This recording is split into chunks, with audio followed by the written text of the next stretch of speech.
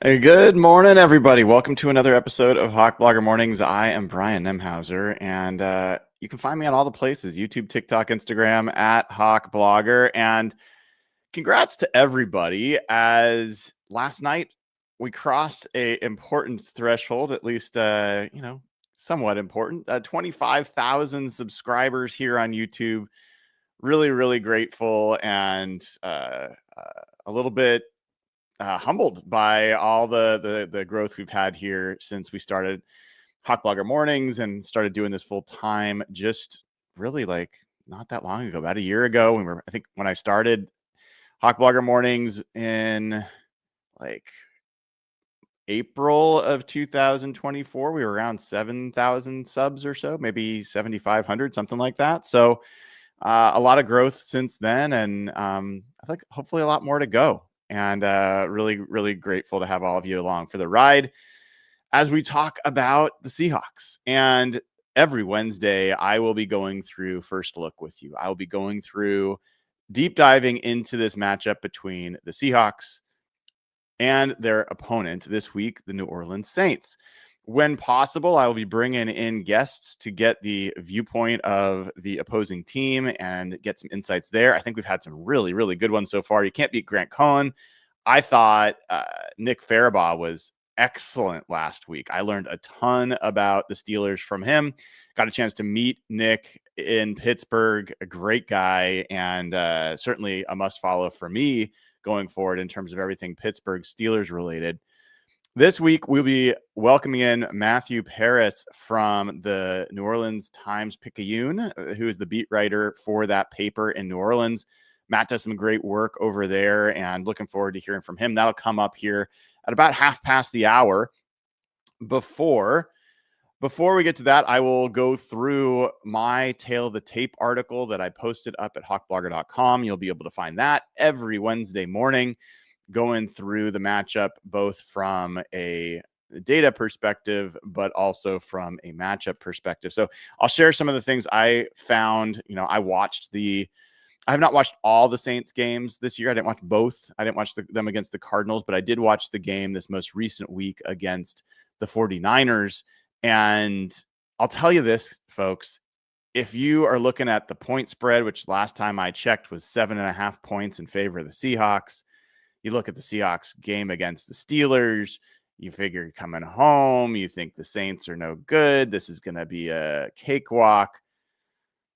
Maybe it will, but I watched that team play the 49ers and gave them every bit that the 49ers could handle. And you could say, well, they were starting Mac Jones. That wasn't why. That wasn't why. Like, Mac Jones threw 3 touchdowns and no picks. He played pretty well. It still was Saints ball with a few minutes to go with a chance to win.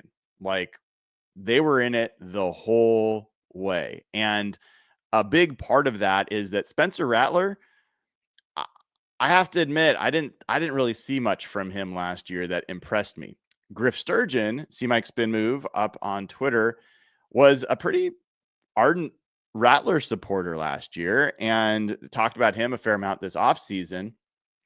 I was super impressed, man. He is in command. He's pretty poised in the pocket, delivers a nice ball, accurate to all levels of the field, was pretty mobile, resourceful, got out of the pocket when he did, made some nice throws on the run. He also made some pretty impressive runs when he decided to actually take the ball and take off with it. So he's not a running quarterback. He's not going to be like a read option type of player, but he's a guy that, kind of like Brock Purdy, when he breaks the pocket, he can make a guy miss. And on one in particular, on a 4th down, he made, I can't remember which 49er defender it was. I think it was D. Winters. Yeah, he made D. Winters look really bad. And D. Winters does not miss many tackles, at least has not so far this season. So you think about that. You think about the fact that what really beat the Seahawks in week 1, you could say it was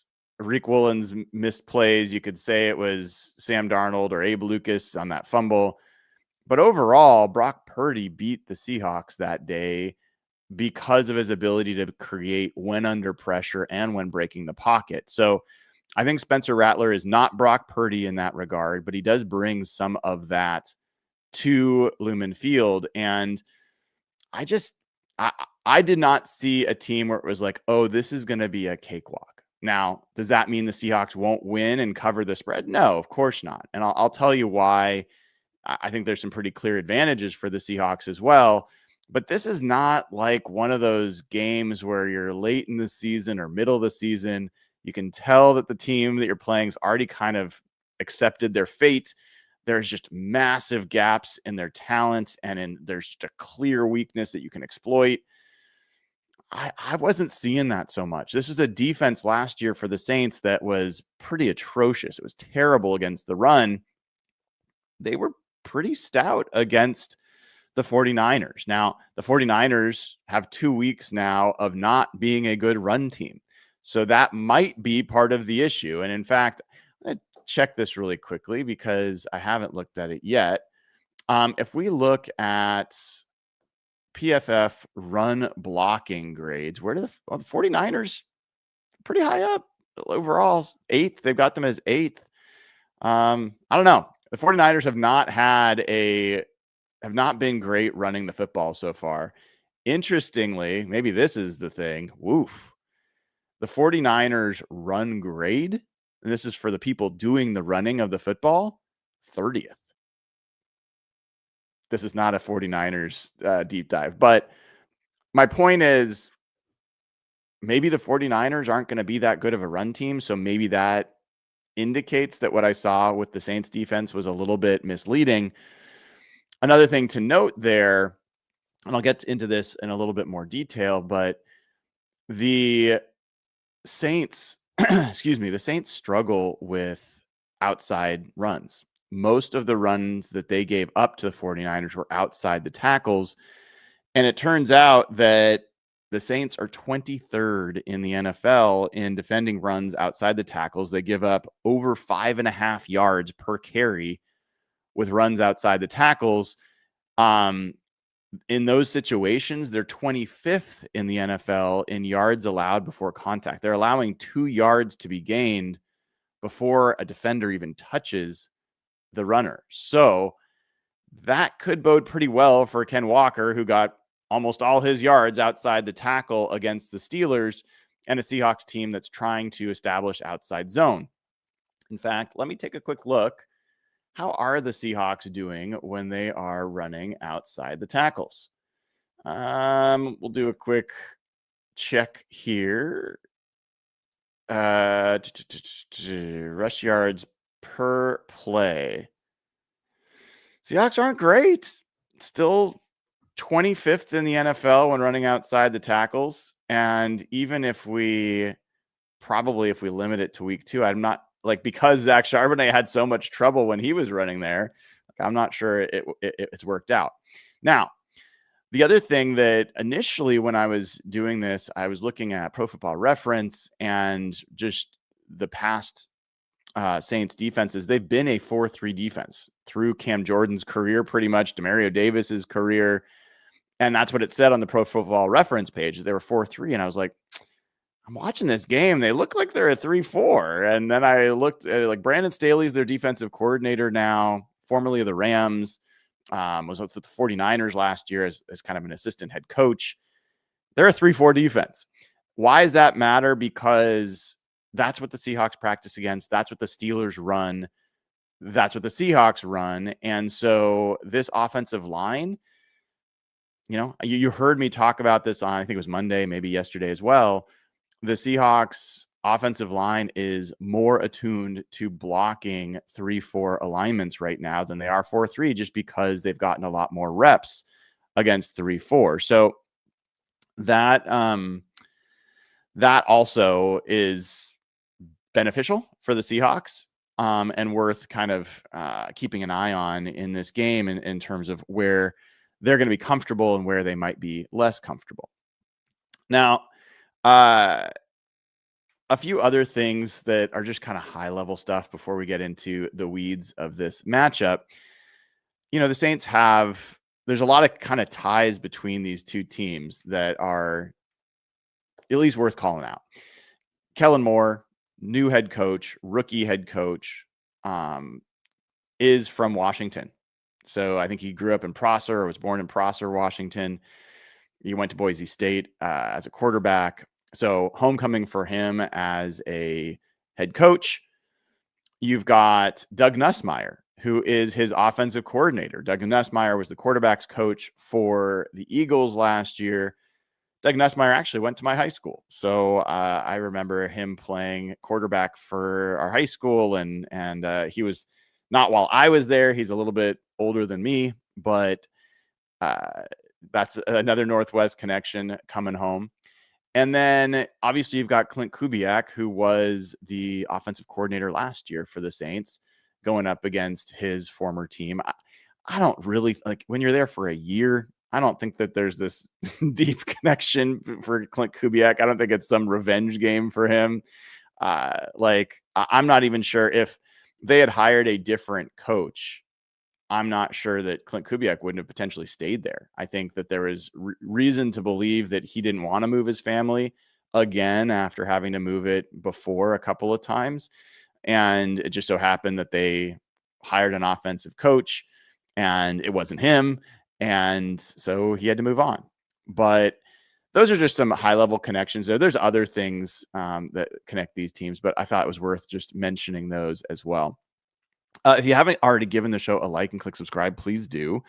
And folks, this is a great game to go to.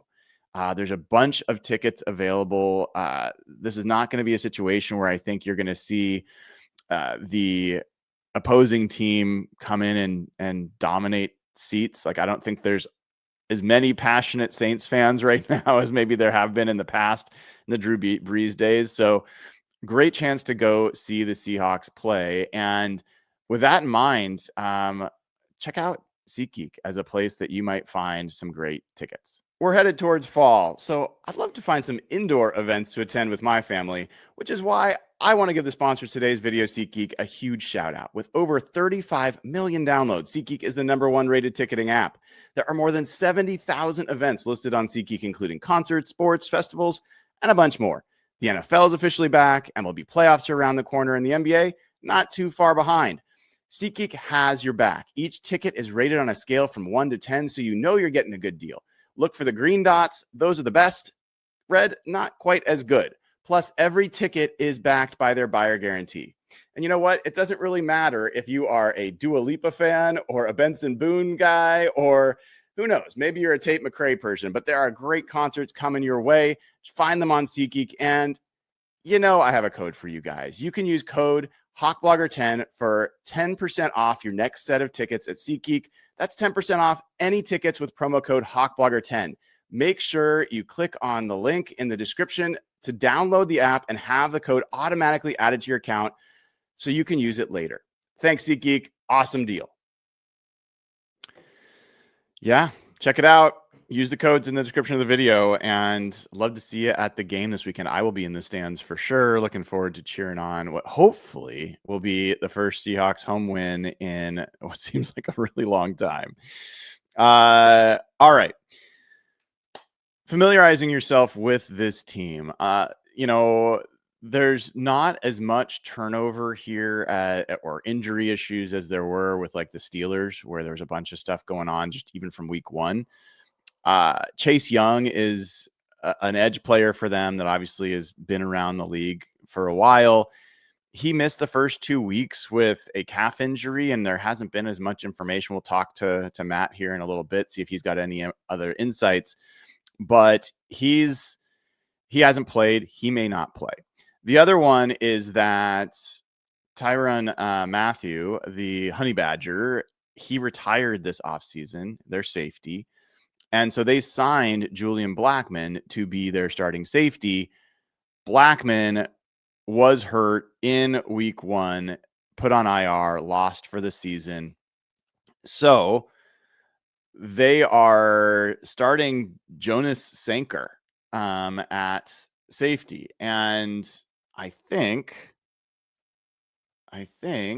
if I'm remembering right, does he have, let me just pull it up. I might be completely wrong, but I thought he had some connection to this area as well. It looks like I'm wrong. So he is a rookie that was drafted by the Saints in the 3rd round. And if you heard the Seahawks Collective last night, where I was on with Michael Sean Dugar and Rob Staten and Annabelle Hasselback, you heard Mike Dugar talk about the fact that their safety room is pretty rough, and he's not wrong. Like, he's not wrong. They've got their starting safeties are Jonas Sanker and sorry, the other one I'm spacing on. Where's their other starting safety? Oh, Justin Reed. So yeah, Justin Reed, formerly of the Chiefs, played a lot with the Chiefs, played with the Texans. He's an okay player, but he's just not, he's not a huge difference maker. I also think that their secondary in general is a little questionable. So their cornerback room, Kool-Aid McKinstry is a name that people should remember, since he was an early draft pick last year, was a 2nd round pick last year out of Alabama. He's a decent player. Alante Taylor, not great. Isaac Yadam, also not great. Played with the 49ers last year. He did play with the Saints the year before that and was a little bit more effective there. But like, I think this secondary is clearly a weak spot on this defense. And it's hard for me to really gauge, but it may be closer to the Steelers secondary than to the 49ers secondary. There should be space for the Seahawks receivers to operate. I think there's also some challenges for this Saints team in coverage at the linebacker spot.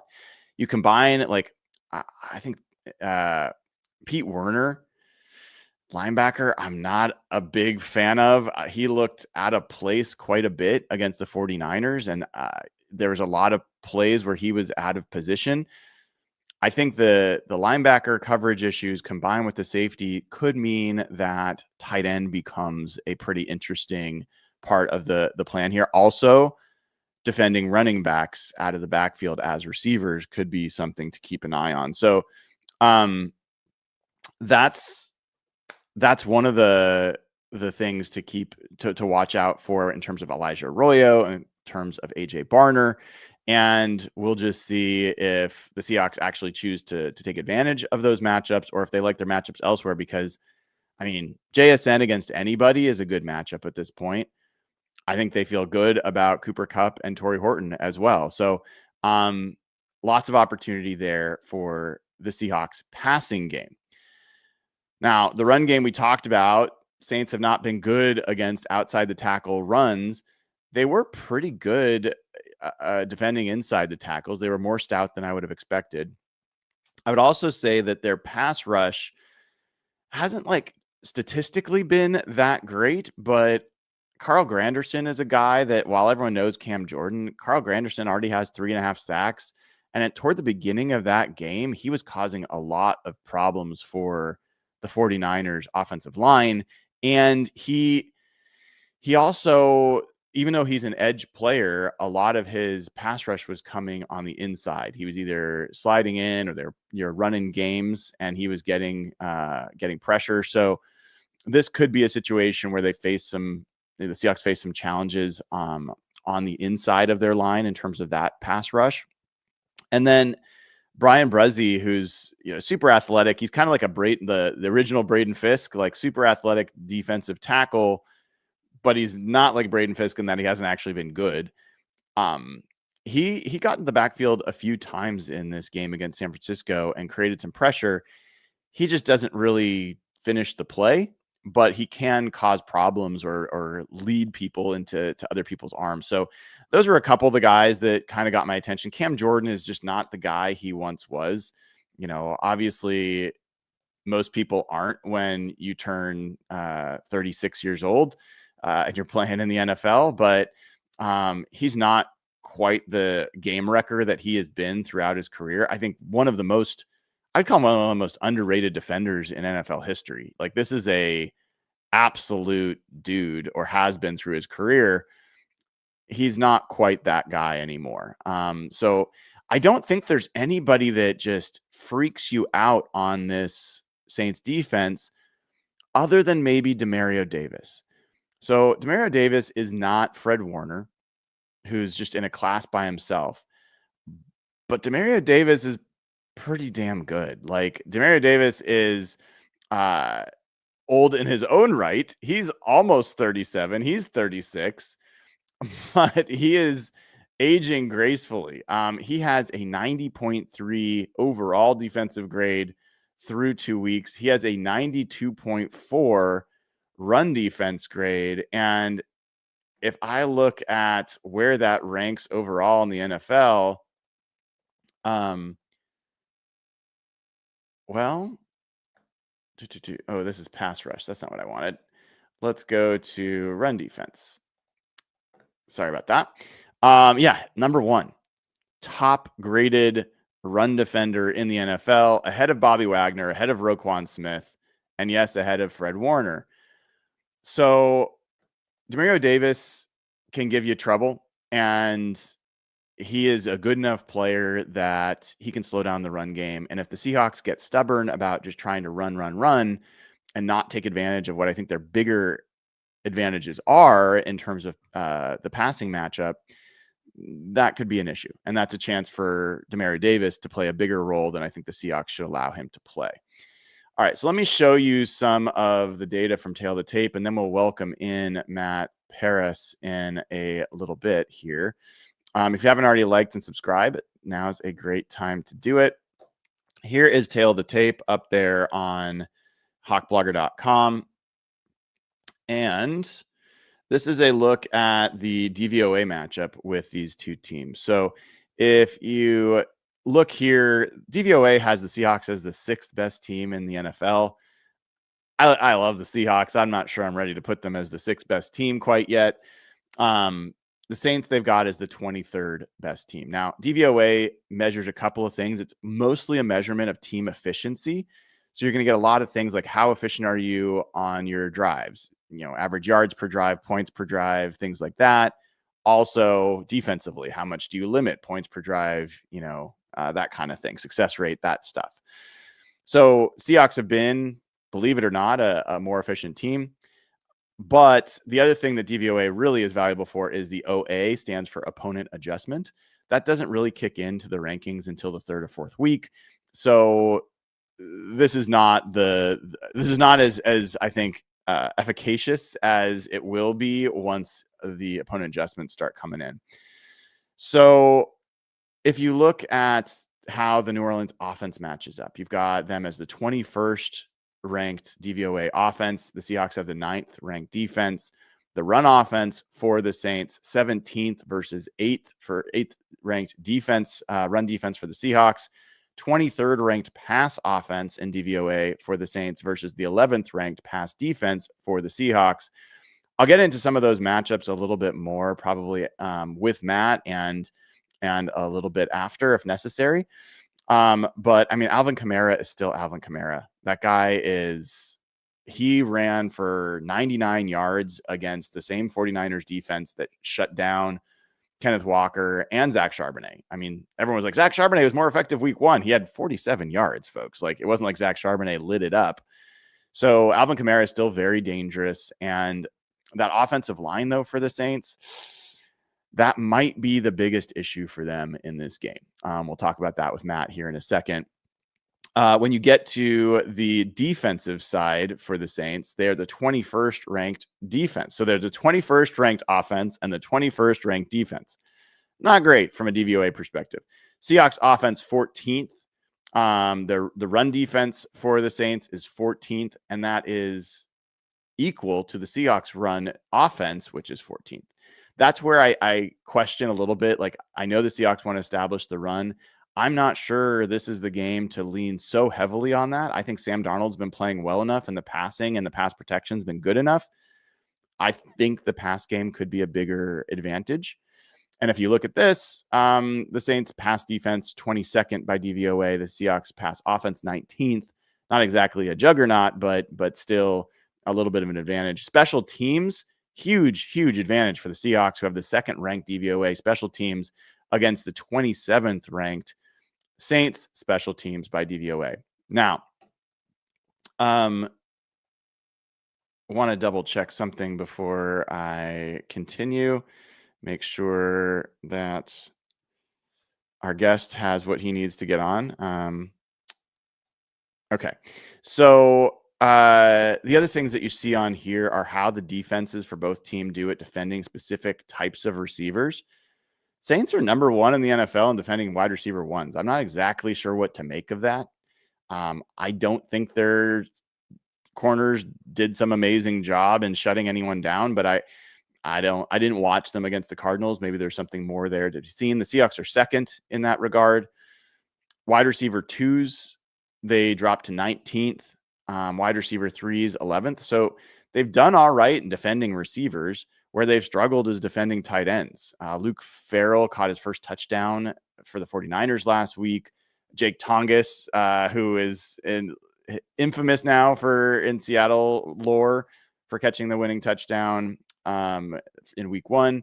He had a pretty big game. So the Seahawks made a big jump in that regard. They were toward the bottom of the barrel in defending tight ends after the first week and jumped up to 13th best. And then defending running backs, the Saints are 11th. The Seahawks are 18th. So again, nothing fantastic for the Saints, but I think that you do see some of the biggest advantages when you're talking about the Saints offense versus the Seahawks defense. We'll talk I want to get into the offensive line thing in a second. But that's where I see the advantage. Like Spencer Rattler, I'm not sure I'd consider, someone who you'd feel really confident going against, independent of all these other metrics. All right, with that, let's bring on the guy that would know better than anybody else on this show, Matthew Paris. And hopefully I pronounced the last name right, Matt. Yeah, you got it. From the Times-Picayune, a beat reporter covers the Saints. Man, it's great to have you. How are you doing today? Hey, appreciate you having me. Thanks. I'm doing well. Good. So I have to admit, man, I went in looking at the Saints 0-2, 7.5-point underdogs, and I was watching them play the 49ers. And I'm like, okay, this is going to be kind of ugly. I thought the Saints looked like a very competent team. Spencer Rattler looked especially impressive. I thought that there's receivers and tight ends dropping footballs and some self-inflicted penalty wounds and some stuff like that. But overall, this seemed like a pretty plucky team for 0-2. Tell us about what your perspective is so far about the Saints team. Yeah, I mean, it's the start that I think most fans would have wanted. They know that the Saints aren't going to be competing for a lot of wins this year, just based on the way that this roster has trended the last few years with Derek Carr retiring in the offseason. But really what this year is about for the Saints is, do you feel good about Kellen Moore and the coaching staff and kind of the culture that he's created? And so far it's been encouraging on that front, just because they have taken these games down to the wire. We'll see if it lasts over the course of a season, but they're playing hard right now. Spencer Rattler has done an excellent job in the sense that, he's like, they drafted Tyler Shuck, but it's not even a conversation right now of when Shuck will get in there. Like, we haven't asked Kellen Moore if he's thinking about making a quarterback change anytime soon. So I think it's been there's been a lot of fresh energy from a lot of people involved so far. Well, and, as well as I feel like Rattler's played, part of it's because I saw him make plays out of structure and, breaking pocket when he was under pressure, which was impressive. But the other side of that was this young offensive line, other than Eric McCoy, who's like a stalwart at center, seems like there's some challenges there, especially the tackles. Talisi Fuaga, the second-year player at Oregon State, and then first-year tackle Kelvin Banks Jr. those guys have surrendered, I think, had it here somewhere, a lot of pressures. So I'm curious, like, what's the perspective there on the offensive line? Yeah, so Banks has 8 pressures. Fuaga has given up 10. And for Seahawks fans who's placed Braxton Jones from the Steelers last week, Fuaga's got the same pass block efficiency as Braxton Jones does so far. So what's the perspective on that? Yeah, I mean, basically the Saints are making 3 bets along their offensive line this season. One is they drafted Banks with the 9th overall pick. They moved Fuaga back to right tackle, the position he played in college, and they moved Trevor Penning in from left guard from tackle to left guard. And Penning hasn't played yet this season. Fuaga, I think a lot of his play can be kind of excused by this knee injury he's been dealing with. He told me he had a inflamed patellar tendon. He's just not as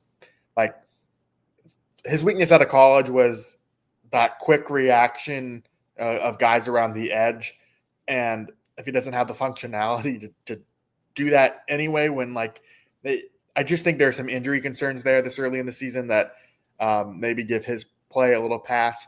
And, the 8 pressures that you cited with Banks surprised me because I think he's been really solid to start the season, honestly. I mean, he struggled a little bit against Nick Bosa this past Sunday, but it was Nick Bosa.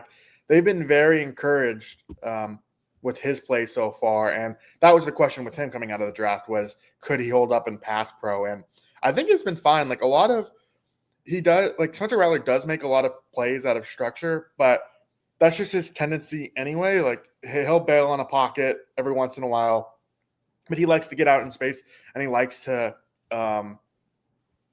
use his legs. I mean, Kellen Moore designs the offense to take advantage of that too. So I think the offensive line has actually been okay. The interior has been a little shaky, particularly Cesar Ruiz for a veteran guy. It hasn't been great, but I think the tackles that to me is, if you look at the Saints at the end of the season and says, all right, how did it go? Those are 2 measure points of all right, it went pretty well. The tackles, they grew. But right now, it's pretty much a wait and see. Yeah, and from what I've seen, the run blocking hasn't been that much better. Alvin Kamara is getting contacted pretty close to the line, but Alvin Kamara is still Alvin Kamara, and he was breaking tackles and making people miss the same way he always has. And he's come into Seattle before and made the Seahawks defense look very foolish, as he's done to, I think, a lot of people. How do you feel about the run game for the Saints? Yeah, I think in week 1, Kellen Moore admittedly got away from it. In the second half, they were able to run it in the first half, and then in the second half, they really switched to kind of too happy of a pass first offense. Part of it was Kellen Moore's justification of it at the time, which I don't disagree necessarily, was they weren't efficient on first down. The running backs, they're only getting a yard or 2. Now, if you look at it, they were going no tempo a lot, no huddle, rather. And so a lot of the motion creates good running lanes for the Saints offense, but they weren't using that motion in no huddle situations. So the run game became a little bit less effective. They had to go more pass. I thought it was a better split this pass game against the 49ers. They almost got, I think they were around 100 yards rushing. I don't have the stats. Yeah. But it was, I thought it was a solid day that they were able to mix in some play action a little bit more based on that, which the Saints didn't really use at all in week 1. And so I think in this early stage of the season, Kellen Moore is pretty much still figuring out all right, how do I want to attack this? Who are the right pieces to use? What's the rhythm of this? And so I do think you're seeing a little bit of growing pain in the run game. And then, the run blocking hasn't been always necessarily the cleanest operation. Yeah, I mean, if I was making the case for the Saints, there's a few places I'd look, but one simple thing is, okay, both teams have played the same team in the 49ers. the Saints gained more yards and scored more points. They allowed fewer yards, and they did allow more points, but they did allow fewer yards than the Seahawks did. What's your kind of overview? We'll get to the defensive side in a second, but just generally speaking, when you looked at this matchup with the Seahawks, where did your eyes take you? Yeah, I mean, I noticed like the Seahawks defensive line and leading like the league in pressure, like that's going to be, I think, a huge indication, because one of the things that Spencer Rattler has avoided this season, which I think he's shown noticeable improvement, but it was a huge problem last year, is tendency to take sacks, turnovers based on that. Like he fumbled Sunday, and the play itself, Hawaga got beat pretty fast off the line, and maybe it's not Rattler's fault, but it was still his 6th fumble in 9 career games. That's just like way too many. The interceptions last year weren't great at all, and he has a bit of a gunslinger mentality of, if you really force him, like if he sees the one-on-one matchup, but it's there, but it's not, like he'll still make the throw. And I think, from a Seahawks perspective, that's the area where they can kind of take advantage. Like they can force, they have a good enough defense where they can force a Rattler into some of these mistakes that he has avoided so far, I think. Yeah, I'm kind of interested in what's going on with the receiver room, because like Chris Olave has obviously been a terrific receiver, and Seahawks fans are familiar with Ohio State receivers. And Rashid Shaheed, who is a burner. And then, you've got some other weapons on that offense that are also, from a Brandon Cooks can be dangerous. I even think Devon Vele is an interesting receiver.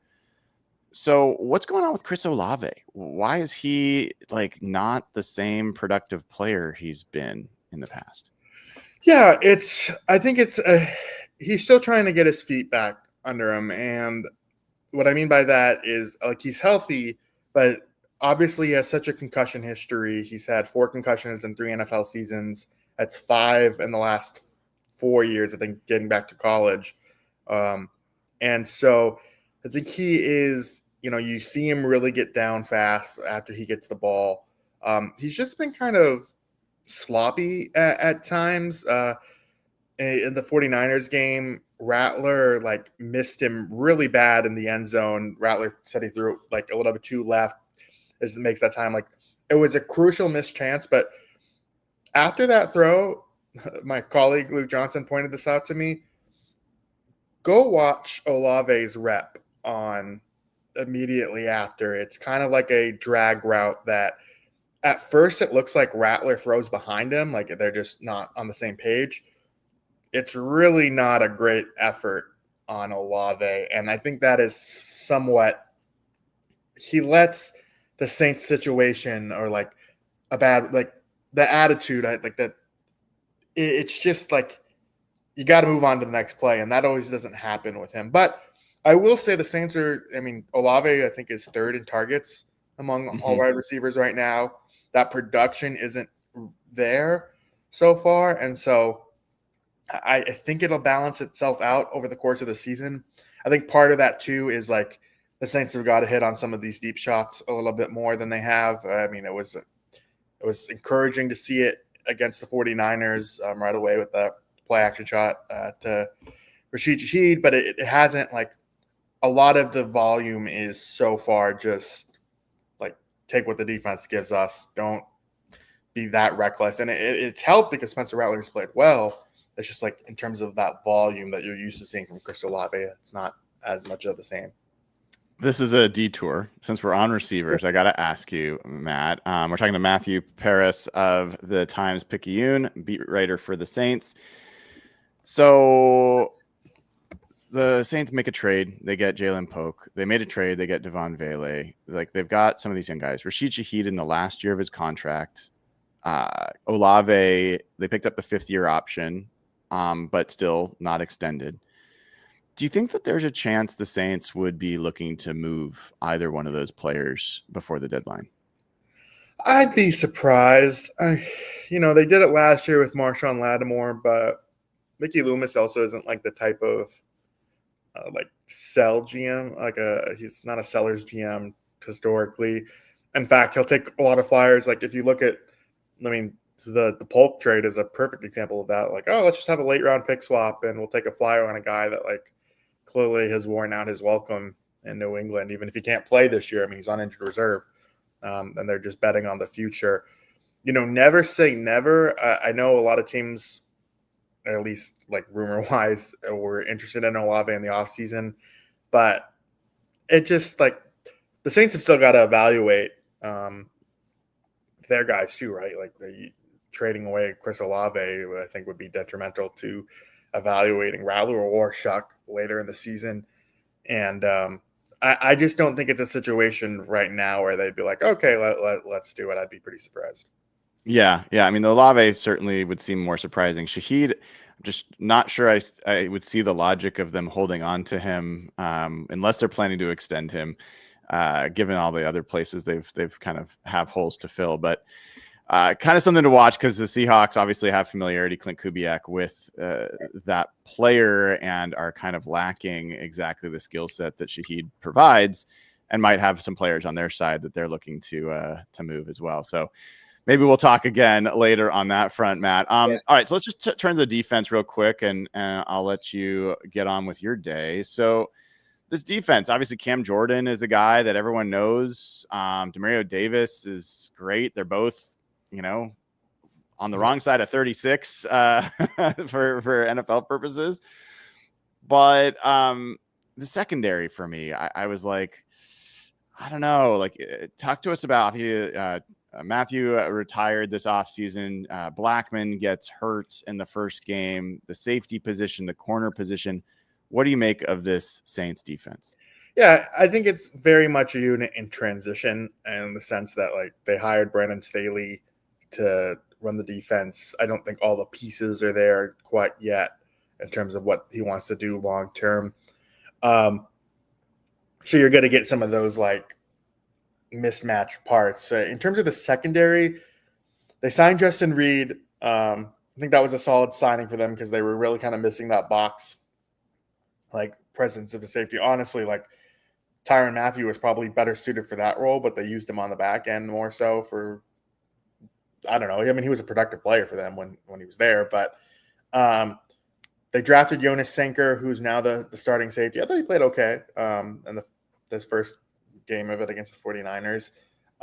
It's really just like a bunch of young parts of, can these guys actually, like, the Saints are third in age-weighted snap, but that's because Demario Davis and Cam Jordan are like really weighing it down. Like they have guys, particularly like Quincy Riley, their 4th-round pick, cornerback. He hasn't played yet, but like he'll get in there at some point, I would imagine, over Ike Yadam. But to answer your question directly, the corners, Kool-Aid McKinstry had a fabulous training camp, but it's been like pretty slow to start the season. He's a guy that I think like it looks good coverage-wise and just gives up a big play. Alontae Taylor, I thought had a real nice game. They love to use him on nickel blitzes, so like that's something the Seahawks will definitely have to be like aware of. It's just a group, and then Ike Yadam is like your classic high quality backup fringe starter. He's starting there for now. Like the 49ers really went after him this past Sunday, and so it'll be interesting to see how the defense like accounts for that or tries to adjust at all. Yeah, one of the things I noticed, Matt, in looking at the Saints, which I thought their defense played pretty well. One thing stood out to me. I thought Carl Granderson had a really nice game, at least initially, and is a name that maybe is less known than Cam Jordan. And the other was, it seems like the Saints had some trouble defending outside runs. So I think outside the tackles, they're giving up 5.5 yards per carry, which is 23rd in the NFL. This is moving to a 3-4 defense under Brandon Staley. Like, is it the scheme change? Is it the players? What do you see in there? Is that a weak spot for them? Yeah, I would say it's a weak spot. They were a horrific run defense last season. They brought in Devon Godshaw to like kind of be that space eater in the middle, and so if they've shown improvement in the run defense, that makes sense because there's less room to run with Godshaw there. But The Saints are a bad tackling team, man. Like they just really struggle in open space. They had a ton of missed tackles in week 1. I don't know what it was this past Sunday, but it's just an issue for them that needs to get better. And I think in the early parts of the season, where most teams are struggling tackling anyway, because the reduced reps and stuff in training camp, the stuff you can't do anymore. I just don't think they're as sharp as they need to be right now, and I think that is an issue. But I am curious, like, these guys went against Kubiak all the time in practice last year. Like, are they able to snuff out like some of those runs a little bit better, just because they know what's coming? Yeah, and the other question I had was around the linebacker next to Demario Davis, Pete Werner. He seems like potential. He's struggling a little bit, and I'm wondering, defending tight ends in general, with the safety room, with the linebacker group, is that an area where you're seeing some challenges for the Saints? Yeah, I mean, same thing as last season. Like going back to last season, like that was definitely an area that teams exploited. This season, I know Pete Werner's like Pro Football Focus grade, for instance, in week 1 was horrible. I think he's been okay. Had a nice play where he chased Kyler Murray out of bounds to record a sack. Like, that's notable for him because he's the type of player that's like a solid linebacker, but he doesn't get like any production in terms of like takeaways or anything like that. And so, like, you just need him to kind of fill up the stat sheet a little bit more.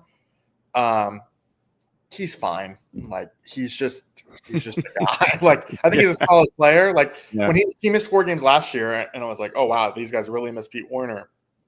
But when he's in there, it's not like Demario Davis is having a fantastic start to the season. Like, that guy, we'll see if it can keep up over the course of the year just because he is older. But he's the one that I've been like super impressed with. This, like, Pete Werner, they could do worse, they could do better, but it's fine for what it is right now. All right, Matt. Last couple of questions for you. If you were to say the things that have to happen for the Saints to walk away with a win in Seattle, what would you say those are? Yeah, I think it starts with Spencer Rattler managing that pressure. Okay, not reverting to the Spencer Rattler that he was last year. I worry about that for the Saints, of whether like he can be as consistent as he's been the first 2 games.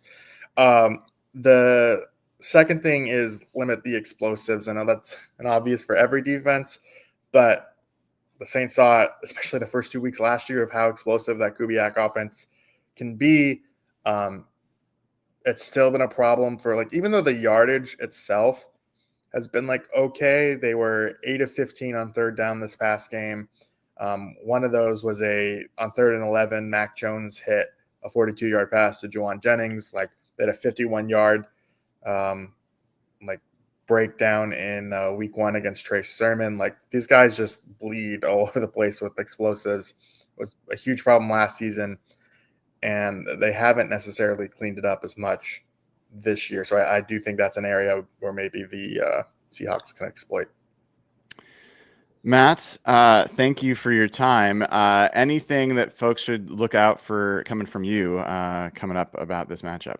Yeah, you can find my work at NOLA.com, or I'll tweet it as well at Matthew_Paris. But I'm going to have a kind of a nice, I hope it turns out nice, breakdown of like just how different the Saints offense is from Moore to Kubiak, because it looks stylistically very different so far. They haven't really kept anything that Kubiak did last year, so it's quite the shift. Without giving away your goodness in your article, give us a taste of what your takeaways are there. Shotgun, or they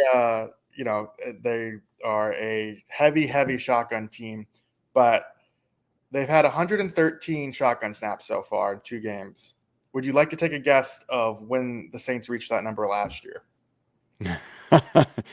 I don't know. I know that they did it a lot more with Spencer Rattler when he was the quarterback last year than Derek Carr. But no, week 10. Oh, week too 4. Much, but, week 4. I don't know. I'm sorry. I'm that guy. Week 5. Wow. So, and honestly, like, great job, Clint Kubiak, because it was an even 113 on each side. So It was Interesting. Well, I'm looking forward to the game. I hope you enjoy your trip out here, assuming you're coming out. yeah, coming out early too because the Saints are practicing in University of Washington on Friday. So. Oh, interesting. Coming out super early. Get acclimated. Well, first road game for the Saints. Hopefully you have safe travels, and we'll talk to you again soon. Thanks, Matt. Yeah, thanks.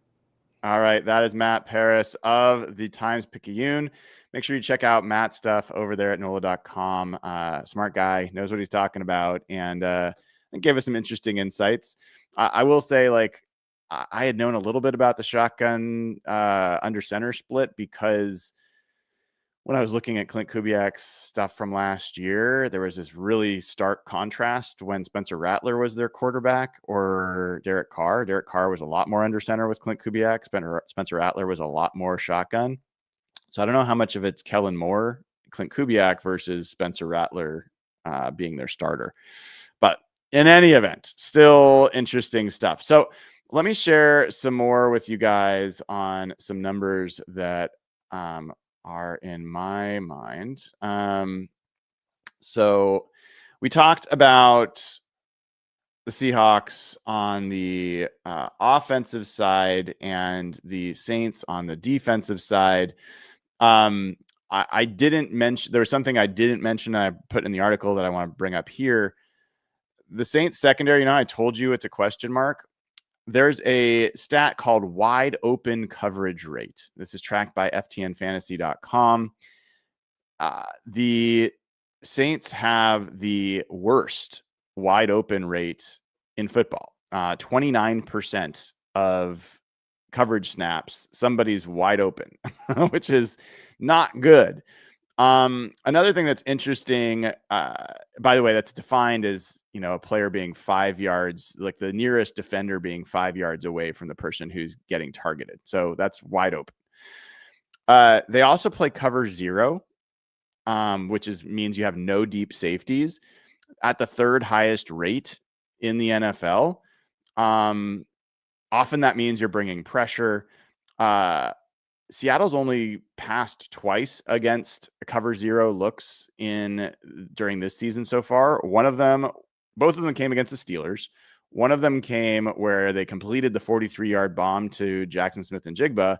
The other was when they had that awful tipped pass interception on the 4th down that you would have liked them to do some other play on.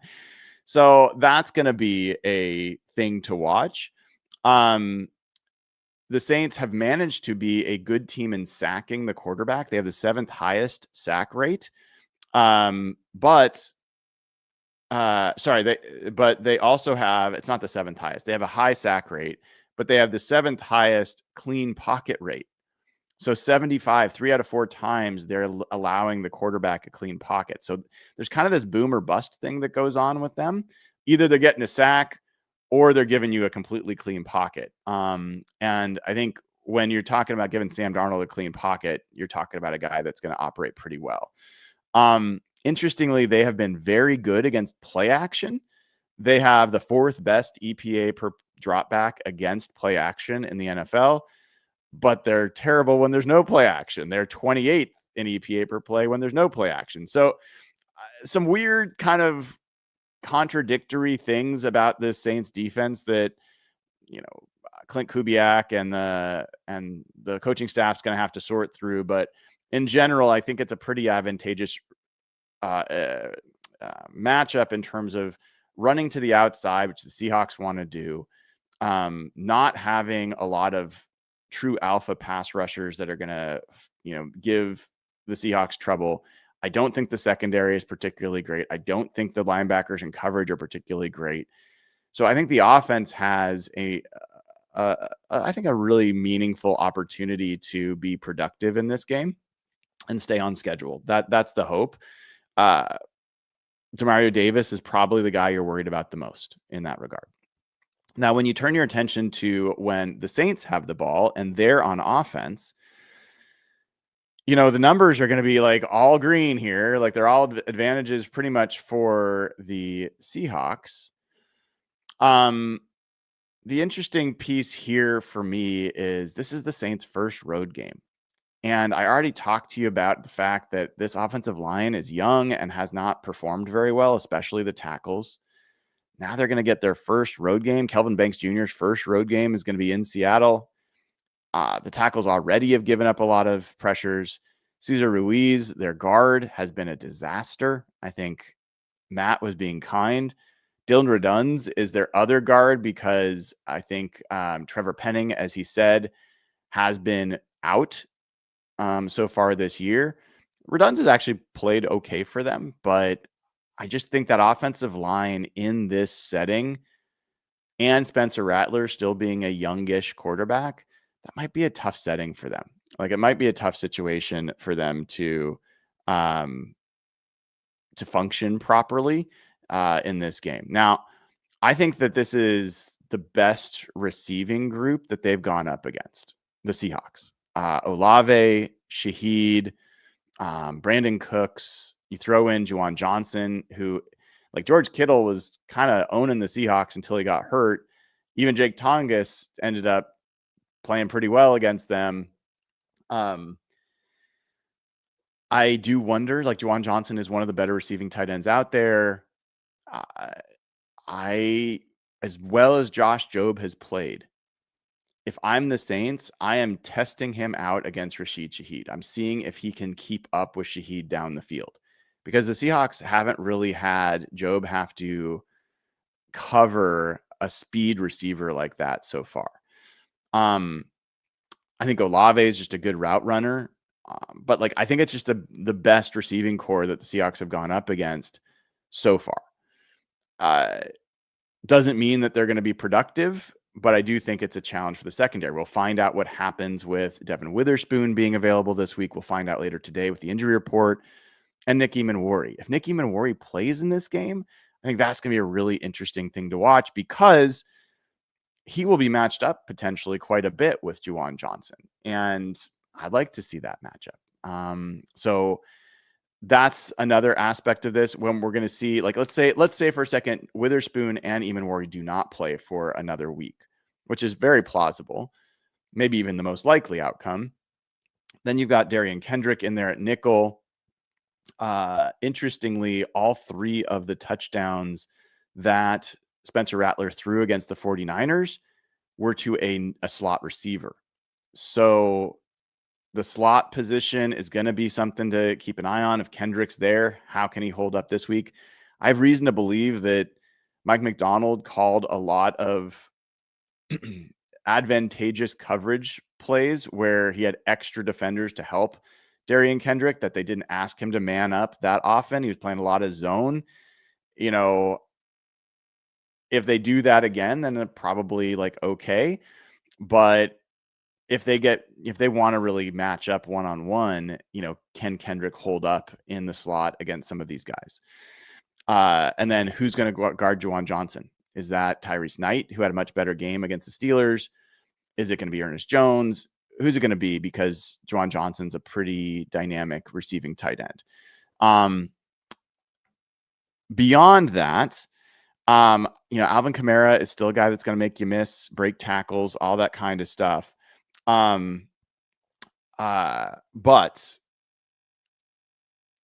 the one thing I wanted to kind of bring up there is, the Saints went from, they kind of had the same story arc as Clint Kubiak and the Seahawks. They had one of the lowest play action rates in the NFL after the first week. And then last week, they did it like a third, 33% or something like that. They did a bunch more play action, and they were pretty successful with it. So I think that's another aspect of this, just to keep an eye on in terms of, you know, the testing the linebackers and where their eyes are, and making sure that they can be reliable in their assignments. All right. Oh, one other thing I forgot to mention on flipping back. So this was a surprise to me. Probably would have been a surprise to Matt based on what he said, but the Saints defense has allowed the fewest explosive passes in the NFL. Like, that was really surprising to me. They ranked number 1. Now the Seahawks ranked number 2 on offense in explosive passes, which is also surprising, but I was shocked by that. As far as Offensively, the Saints have been one of the worst in terms of explosive passes, but one of the top 15. They're 13th in explosive rushes. Thankfully, the Seahawks have been really good at limiting the run. All right, so that is those two matchups. If we look at special teams, the Saints kicker, Blake Grupe, has already missed 2 field goals under 50 yards. He's 2 for 4 on the year, so that's not great. And then as far as return game, keep an eye on Rashid Shaheed as a punt returner. He's a good player and someone who is dynamic and can make a big play at any moment. But the Saints also have had some trouble covering punts. They're 20th in the NFL in net yards per punt. Could be a game where Torrey Horton impacts things as a returner. All right. So kind of let's kind of summarize all this before we do that. Make sure if you haven't checked out the Sleeper app, go ahead and do it. You can get all your real-time updates on whatever sport you want to watch. Mariners got a huge win last night. Cal Raleigh hits 2 home runs, and they got to keep it up if they're going to make this work. If you're doing fantasy there, you're doing picks there, Sleeper app will be there for you. Plus, you can hang out with friends, do real-time chat. If you use promo code Hawks, you'll get up to a $100 match on your first deposit. Terms and conditions apply. See Sleeper's terms of use for details. Currently operational in over 25 states. Check out Sleeper today. All right, so kind of step back look at this matchup. I think you've got a Saints offense that has been operating above its talent grade because Spencer Rattler has been doing well. And then you've got, sorry, I'm watching, my cat just chased a squirrel and they're just standing next to each other right now. Like, I'm a little shocked that the cat is not trying to kill the squirrel. He's just watching him. I'm sure you're fascinated, but it's really kind of a better watch than this show even right now. Anyway, so Saints offense is operating, I think, above their talent level, which bodes well for Kellen Moore. It bodes well for Spencer Rattler. Offensive line, not great, other than their center, Eric McCoy. Young, the tackles have been struggling, especially. I think that's going to be a challenge in Lumen Field. Running, I think that you've got a guy in Alvin Kamara who's always going to be dangerous, but the Seahawks have been one of the best run defenses in football so far. They've got to continue. The challenge there for the Seahawks, they've missed a lot of tackles. Their tackling has not been on point yet. This is a guy that you got to bring multiple people to get him down to the ground. Defensively, the Saints don't really have anybody great. Like, there's not a star. Demario Davis is the one guy I would say qualifies as great. He's also almost 37 years old at linebacker. There's going to be some things that you can do to exploit him and Pete Werner and that secondary and coverage.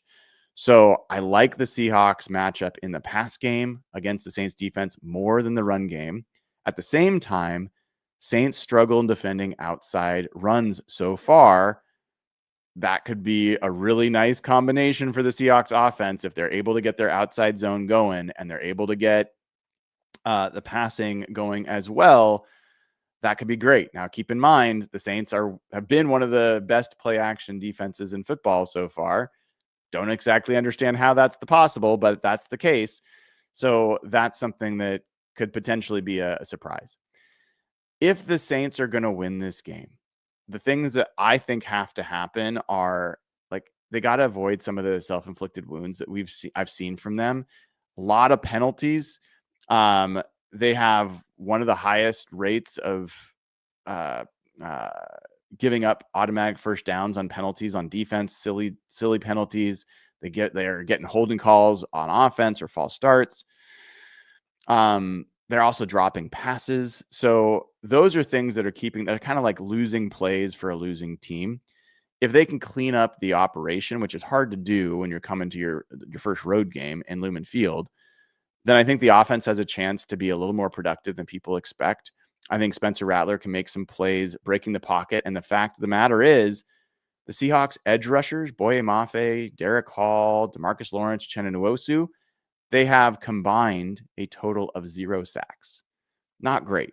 Now, I think that their play has been better than that, but I think it gives you a little bit of a, like we've seen even Aaron Rodgers be able to maneuver around some of the pressure from the Seahawks.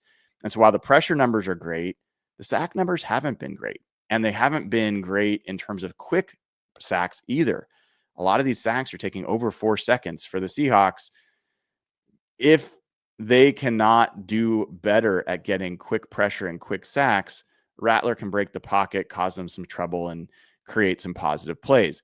The other thing is I think Rashid Shaheed and his speed is something the Seahawks haven't really gone up against and could, they'll need to hit on some explosive plays in order for this to work. So it's Alvin Kamara, it's Rashid Shaheed, it's Spencer Rattler. Those 3 guys, I think, are the big aspects on offense for them. And then defensively, the Saints would need to have, I think, a big game from one of their pass rushers, to create some turnovers, and maybe a better run defense game than they've shown so far, at least on the outside. So that's kind of where this game plays out for me. The Seahawks are absolutely the better team, should be favored. I don't think this is like a slam dunk game the way I would have loved it to be. All right, folks, I will be back with you tonight, 7 o'clock. It's a new time tonight, 7 o'clock Pacific time. Nathan Ernst, Dana O'Gorman will be with me for Real Hawk Talk. We'll go through patron questions. You can ask us patron questions, patreon.com/hawkblogger. Sign up there, get access to the Discord server, and then there's a specific there's a specific channel for patron questions where you can post questions for us. We'll ask that of the crew tonight. Also, that gets you verified over at hbtix.com, where there are a bunch of tickets available as well for Seahawks fans selling to other Seahawks fans. So make sure you take advantage of all that stuff. I'll be talking to Sam Darnold or is that Sam Darnold tomorrow? I think maybe it's today. Maybe it's Mike McDonald today, some other players, and then locker room. I'll probably post some locker room audio. So make sure for patron members, you can get that at patreon.com/hawkblogger. All right, everybody, that will do it for this edition of Hawk Blogger Mornings. Have a great rest of your Wednesday. Take care.